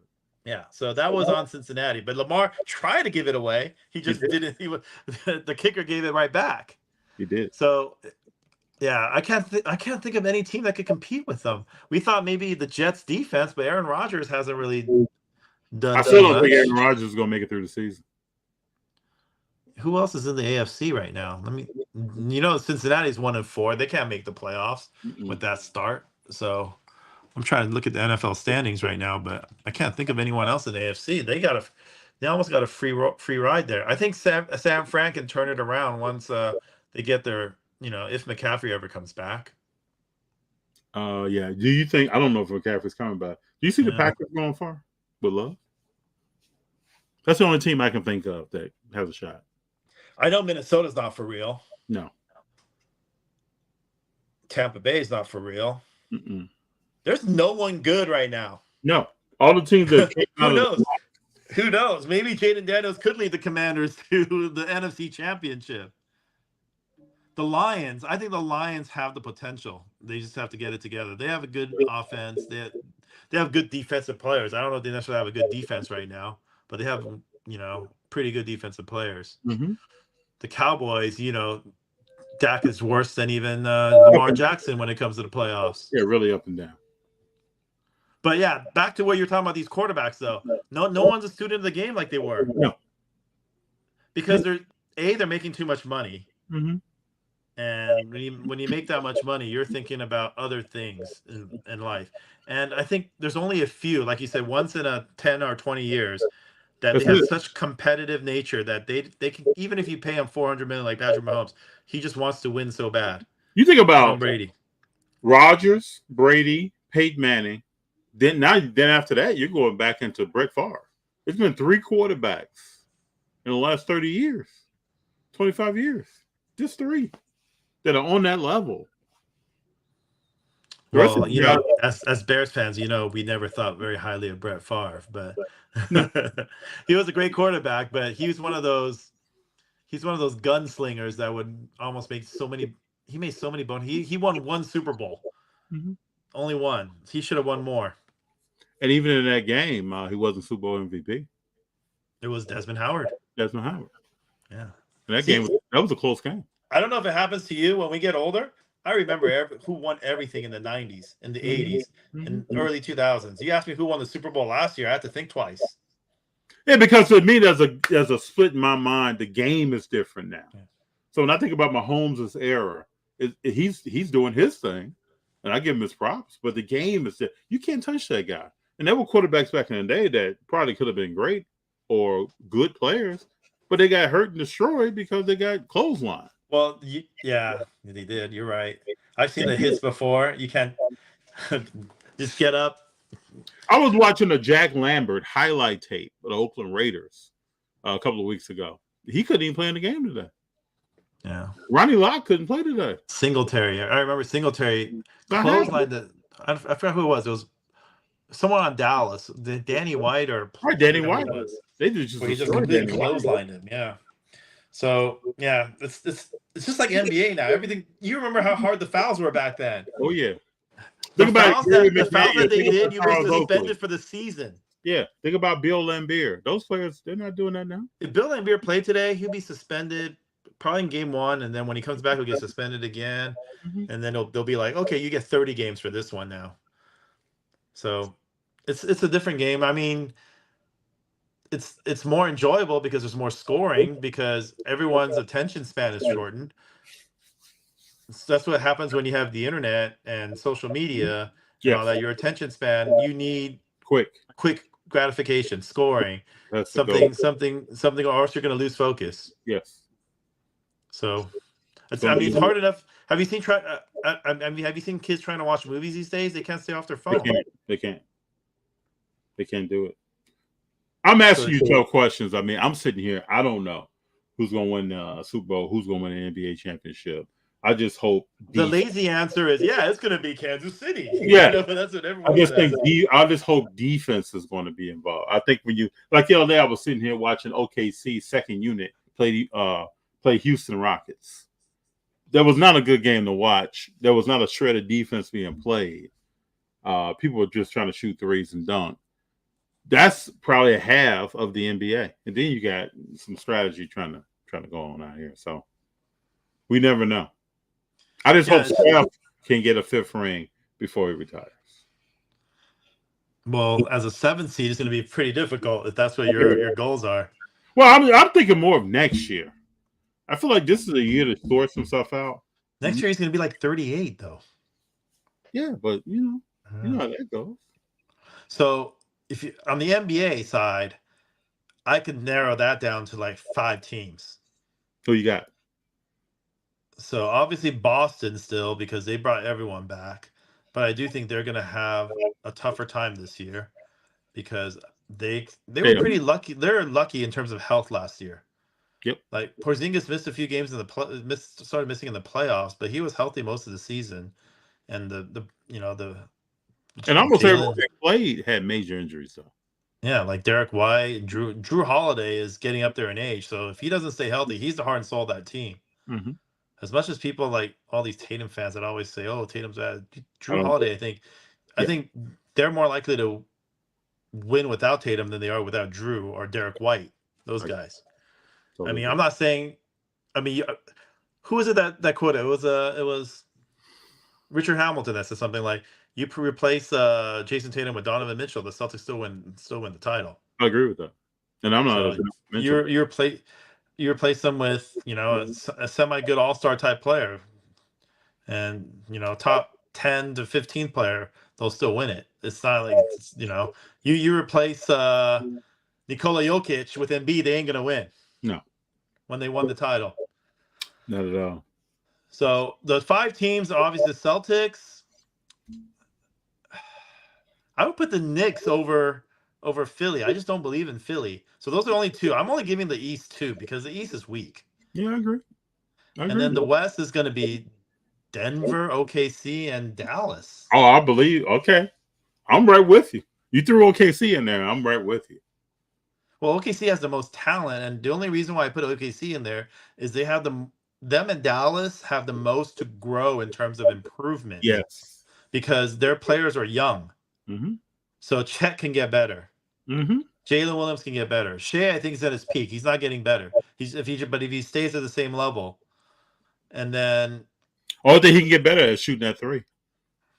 Yeah, but I don't think that's part of his game. I think they'd rather have him just do what he's doing and find the other guys for 3s. Mm-hmm. But and then obviously Dallas has room to grow because Lively, his second year, he's going to be way improved. He's a nice Klay player. Thompson. And then getting Najee Marshall. I think Najee Marshall might end up being an improvement over Derrick Jones. Maybe not as long as Derrick Jones, but he's a stronger defender. Mm-hmm. And he's a more reliable 3-point shooter. I mean, Derrick Jones, they left him wide open. And he wouldn't even take it. He's not that, he can't. He can't do like that. No, actually, I think OKC, he was taking them, right? And he was not even when he's hot, he has confidence. But once he misses a few, he's reluctant to take them. That's what I like about PJ Washington. Even if he's missing, he'll still fire it if he's open. He will, because he loved to be there. He was playing on trash team. Yeah. So, I think that's an improvement because I think Najee's just a stronger defender because Derrick Jones was just too skinny to guard some of the bigger small forwards and stuff. Get bullied. So, I mean, I think they're going to improve. The only problem is, can Kyrie stay healthy? And can Kyrie, Kyrie's good against every team but Boston. I don't know what it is. He just can't, and it's not even, he's not good against Boston. He just sucks playing at Boston. Like that court has him or something. Might have been an instance he was burning. Yeah, maybe it's just bad mojo. Machado says Caruso was a sneaky pickup. Well, OKC needed a real point guard, and they got a point guard. And then moving Chet to the 3 and Hartenstein coming in. I can't wait to see what this team. The only problem with that trade is they only had 2 playmakers. It was Shea and it was Giddey. Caruso's not a playmaker. He's going to be a defensive guy and a hustle guy.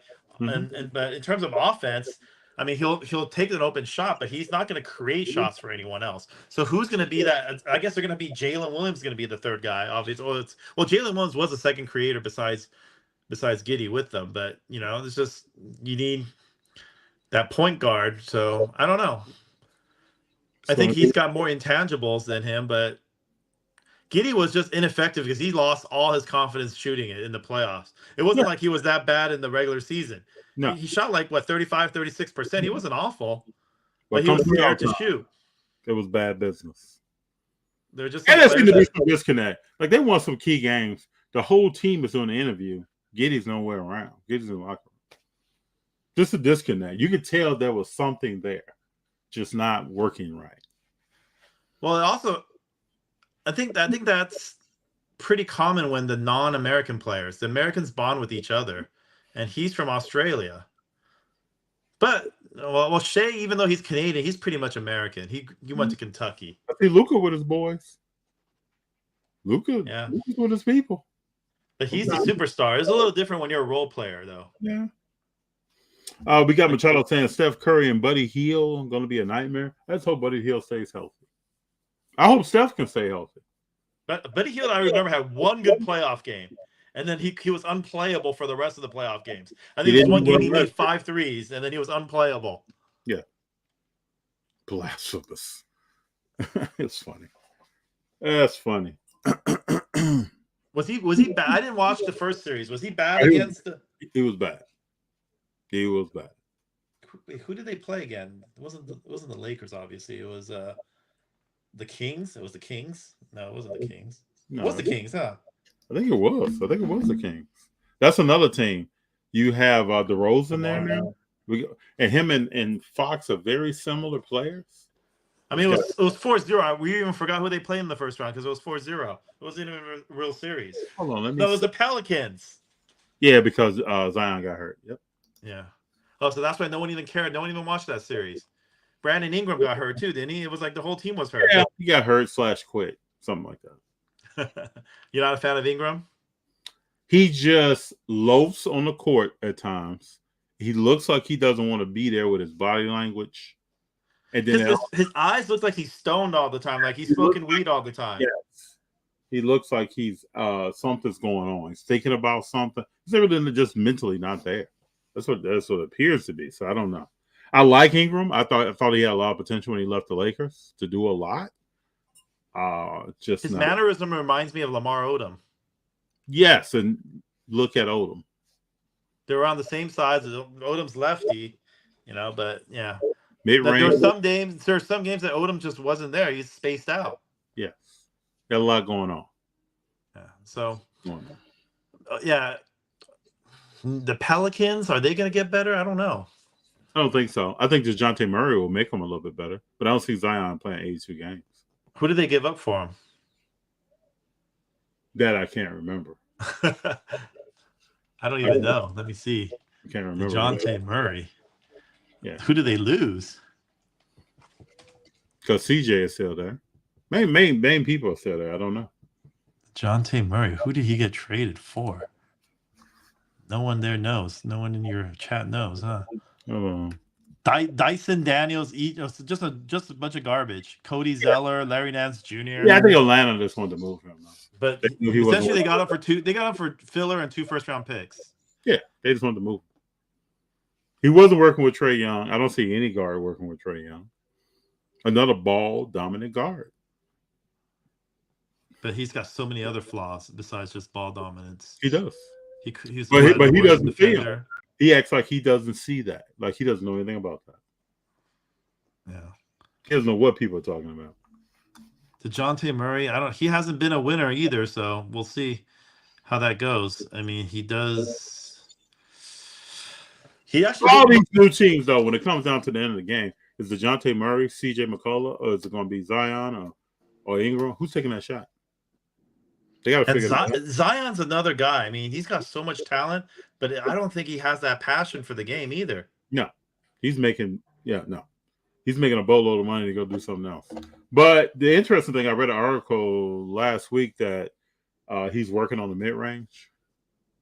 If he never has a jump shot, he is continuously going to be hurt and will have a short career. I never want to hear this off-season workout stuff. Ben Simmons has been working on his off-season three-pointer for 7 years now, however many years he's been in the league. Every year we hear off-season, Ben Simmons is making jumpers now. Yeah. I hate to see that. I hate to see workout videos. Yeah, because workout videos, any NBA player, they could drain 30 shots in a row from, mid-range. Yes. And then all of a sudden think I could do the mid-range, but when you're being defended, it's a little bit different. Yes. Absolutely. DeJounte Murray fumbled his girl to Deshaun Watson. That's a whole nother story. And then you got the thing between how does he know all that stuff, your guy over there? This stuff comes out. Ingram and there's another guy in the NBA. Oh, the guard for Portland. Simon. Oh, Anthony. Okay. him and Ingram have a child by the same person. There was a lot of drama last year. Yeah. So have you realized? Okay, then when I read this, there's so many women in the world. Why do they go after the same women? All these NBA players. Because I All think the same I have a women. personal opinion that these people seek these players out. That's what my opinion is. And so your world is when you're a professional athlete, you're making a lot of money, your world becomes very small. You're not a lot of places and you're not around a lot of people. But if those people know who you are and they move around. Yeah, but there's also, well, I guess those guys aren't friends. So it's just happened to be, They're not. Yeah, but but you also hear about teammates with the same girl. Yeah. Same way. Your world is small. You're not. And most of these guys they're not talking to people. They're not sparking up conversation. Most professional athletes that I've met, and I used to play sports. Most guys that I met and young ladies that I've met, they're very it's a fake world for them. And they've been in that fake world for a while. So there are certain things they don't have to do and they're not doing. So that's just the way it is. That's why I think I got to put someplace else. I'm doing something else. But Kelvin, it's been special. I always say this when I have you on. The conversations that we have are unique and different, and I always need to have you on more. I mean, I really appreciate your time and your conversation. If I pick up anything good in Macau, I'll be sure Please. to show it to you. Let me know. I would love to see it, and then later talk about your experience at that show. Yeah, there seems to be a lot of shows coming up, but not internationally now. There's supposed to be one in Dubai also, I think. I've heard of that. Yeah. And then there's one in Macau, and then there's a bunch of stuff going on, I think, in Japan. So it's international. The shows usually don't go on too much in Asia, so it's growing over there, which is good. Very good.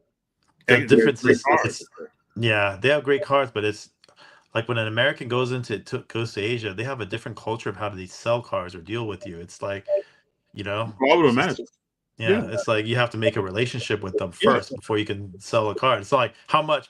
Here it's more transactional, right? Yeah. You go to the dealer, how much? Okay, how about I give you this? Mm-hmm. There it's more like, hey, you collect this guy, I collect this guy. Let's more like get to know the guy, So it's not, they want to. It's more like dating instead of one night stands. Like. Well, it's the same way. Compare that. So anything else you're doing, like you need to have a relationship. You accept someone's business card. You need to do that in a particular way. It's not like America. I just stuff that in my wallet. There's different things that are going on. So I can definitely see when it comes to sports cards that it's handled completely differently. Yep. All right, man. It was nice doing this again.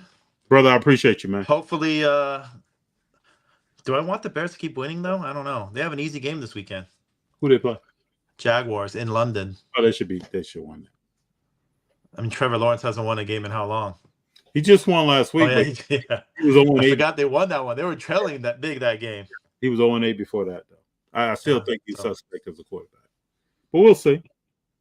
None of them work hard. Like you were talking about, they don't have that work ethic. Like Kyler Murray rather play video games than study film. Yeah, I don't know what's up. Machado says, "Thank you, FD. We miss you. Hope all's well." I'm doing well. What, have you not been around? No, I do. I usually do a live every week.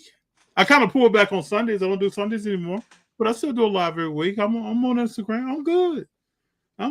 As my kids get older, a lot of stuff that they do. So I'll break this down so everybody knows. On Sundays, we used to have a live. Stop that.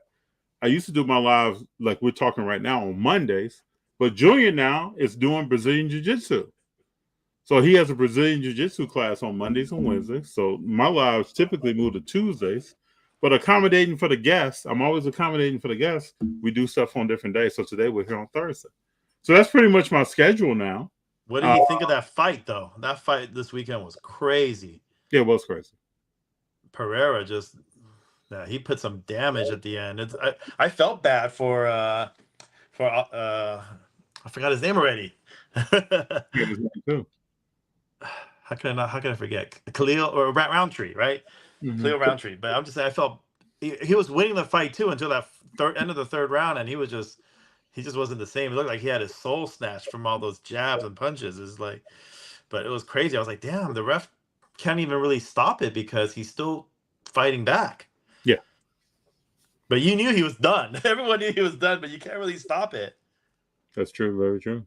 So, but he's not doing any of that, right? Your son's not doing it. No punching, just no. Right now, Junior's on the 8, so he's working on form and conditioning and how to put someone in an arm bar. He's working on form right now. He's been doing this now. Man, Junior's been there 6 months, something like that. So he's getting better. I want him to know he's going to be a taller, bigger guy. To me, it's important for big guys to know how to be tired and how to overcome that voice in your head of, do I really need to be doing this? Yeah, you do need to be doing this. So I want him to just learn how to have a motor as well. And what does that feel like? I didn't start feeling that until my freshman, sophomore year of high school playing football. I was never involved in anything physical before then. And I wanted to get him involved in something physical before that. Oh, before we go, I was going to ask you, what do you think of these Rip Night stuff that Fanatics is doing? Was that a good idea? I think it's definitely a good idea. Program, I think it's a good idea. I think, again, you get people interested in cars around athletes, and athletes opening cars with them is a good idea. I'm actually waiting on what's 2.0. What else is coming? That's the first entry. To me, that's the first open the door. This is how we're coming to you as the public. What are we going to do after that? Now, the problem, I heard different stories, but the Karl Anthony Towns, someone was telling me, was really, really friendly. Opening packs, stayed there for 2 hours, took pictures with everyone. That's how Rip Night should be, someone like him. We had Bronny James at Rizzo's, and he literally was in and out in 15, 20 minutes. Well, that was like when James Harden came to Rizzo's. I was there that night. Yeah, so that is the issue with these players. I mean, Fanatics needs to talk to them and say, you got to interact and be happy you're there. You can tell James Harden and Bronny James did not really. They were like they had to be there. They didn't want to be there. But Karl Anthony Towns, from what I heard, made it seem like he wanted to be there and he was having a good time. You can't fake that with fans. And if they want to be successful with all these Rip Nights, you need more of these guys that are actually interacting with the fans. Glad to take a picture with the fan, sign an autograph with them, even and not just show up for a paycheck. But I've been going to autograph shows for years, right? For probably over 35 years, almost 40, probably 40 years. It's hard to get an athlete to show their interpersonal skills and talk to people and really get in there. If you ask me to come to an event, I'm there. I'm going to be there. I'm going to be tough. But that's my personality. There are other guys who are good at their sport, but they just want to. I never forget, and this is no knock on Dion. This is just giving an example. I could name several people. One time I saw Dion in 2001 in Chicago. He had just had foot surgery on the foot that he now still has problems with. He was in a boot. He stood up the whole time. He didn't want to sit down because he had just had foot surgery. Came in limping. And he was signing baseballs and rolling them to you. He was signing footballs with a silver paint pen and rolling them to the person. Yeah. What? I was in line. I looked past people and saw that. He's not doing me like that when I get up there. Yeah, I do the lot of the autographs. Can you please hand me that back in my hand? Especially the ink was just signed, so it's going to signed. Signed. Some of the stuff fell off the table, hit the floor. People are trying to get their stuff. It was wild. But there are several instances. I saw Troy Aikman one year, and this is way before COVID. This is probably 2003. He had a table, and he had a table in front of that table, so you couldn't shake his hand. But these are just sometimes these athletes. I would think they will start picking people like you're saying that want to be there, that want to be engaged because this is the purpose of it, and maybe even pay them a premium because a lot of these guys are thinking, I'm getting 15 grand for an hour, I'm getting 30 grand for 15 minutes, whatever it may be, and that's the only time I'm going to be here, and then I'm out. I even took my son. This is no knock on Harden. I took my son out of Rizzo Jr. to right where he was entering his van. And I said, hey, Mr. Harden, this is my son, Jr. Can you at least give him a fist pound? And that dude went right into his van. Wow. I think I was there. I was right behind you at that time. Yeah, bro. I saw it. Yeah, bro. And Junior was bummed I had to talk to him. Like, hey, this is a business event for him. He had a time frame. He had to leave. And then he came out of that. But at first he was bummed. Like, what is that all about? I think Harden is just like that. I seen Harden at a casino one time. and he was just gambling by himself. And there was only 2 tables right there. Me and my friends were at another table, and I only took 1 step towards him, and his security stopped me. Like, no, don't even say hi. It's not like there's a lot of people there, like trying to like get his autograph or something. So sometimes it's just like that, man. But I think Fanatics over time will probably speak to these people more and try to have people there that are really about that. I'm happy to hear that Cat was. Make the appearance an hour, not like the 10, 15. How long was Harden there for? 15 minutes, you think? 15, 20 minutes at top. Yeah. So we waited on him. Hour. We wait, and I told people he's not coming through this front door. I told people that day. He's not coming through here. We can stand as close as we want. He's going to find a way in the back to come through this thing. And that's what he did. He even left through the back. Yeah. But Calvin, it's good having you here, brother. I appreciate your time. I will take you up on sushi in Orange County. Next time I'm coming down, we'll let you know in plenty. I don't even know when the next show is in Orange County. Neither do I. I know Premiere has a show this weekend. I don't know where it's at.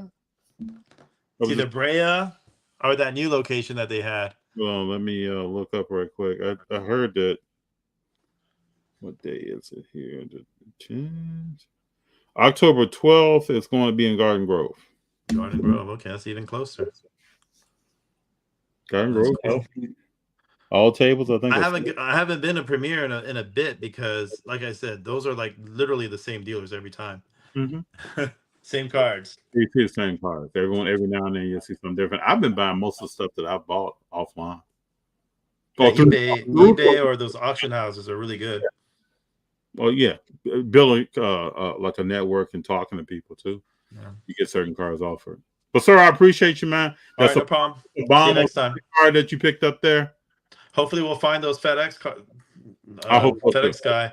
I'll update you on that for sure. Thank you, brother. Okay, no problem. Good night, man. Yep. Keep rolling, my people, because it don't stop.